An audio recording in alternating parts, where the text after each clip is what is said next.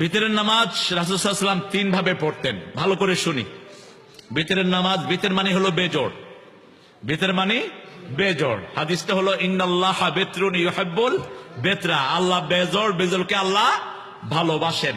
এই জন্য রাতের শেষ নামাজ বিশ্বনবী ভেতরে পড়তেন, যাতে সবগুলো নামাজ বেজোড়ের সওয়াব আল্লাহ তার আমলনামায় দিয়ে দেন।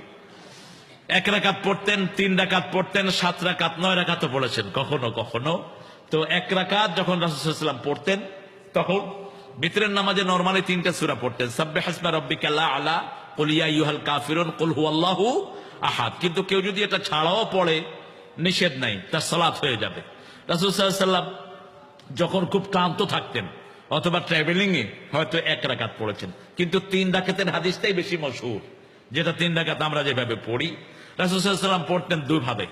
এক ভাব হলো তিনি 2 রাকাত পড়ে সালাম ফিরাতেন, সালাম ফিরিয়ে উঠে কুল হুয়াল্লাহ পড়ে তারপর রুকু থেকে উঠে লম্বা দোয়া করতেন। আমাদের দেশে যে উল্টা কি উল্টা নিয়ত, মানে উল্টা নিয়ত হয়েছে কেন? এটা আতারে কি উল্টা হেলা নিয়ে দেন এমন কিন্তু উল্টা নিয়ত হলো কেন? এটা মানে ওই নামাজের ভিতরে হাত ওঠা, এই জন্য উল্টা নিয়ত করতেছে এটাকে। আমাদের দেশে যেটা চালু আছে, এটা রেফারেন্স আমি এখনো পাইনি, হয়তো সহি কোনো রেফারেন্স পাওয়া যাবে এটার, কিন্তু এই পর্যন্ত আমি এটার কোনো রেফারেন্স পাইনি। উইথের 3 রাকাত পড়তে হয়। নবী করিম সাল্লাল্লাহু আলাইহি ওয়াসাল্লাম সহিহ বর্ণনা যেটা পাওয়া যায় সেটি হচ্ছে যে 2 রাকাত পড়ে সালাম ফিরিয়ে এরপরে 1 রাকাত আবার পড়বে।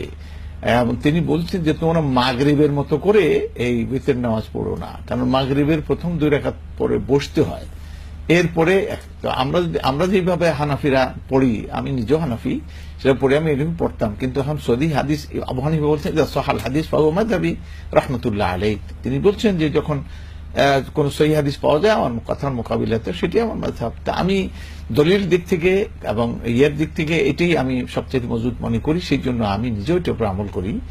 যে 2 রাকাত পড়ে সালাম ফিরিয়ে এরপরে আবার 1 রাকাত পড়ে এরপরে ওই যে কুনুত পড়ে আপনার এই সেজদার মধ্যে চলে গেলেন। জি, আল্লাহু আ'লাম বিস-সাওয়াব।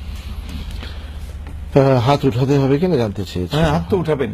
জি, হাত উঠাবেন মানে তিনি আল্লাহু আকবার বলে না, কুনুতের সময় দোয়া, ওই হাত তুলে দোয়া করবেন, সুন্নাহ। নবী সাল্লাল্লাহু আলাইহি ওয়াসাল্লাম এইভাবে দোয়া করছেন।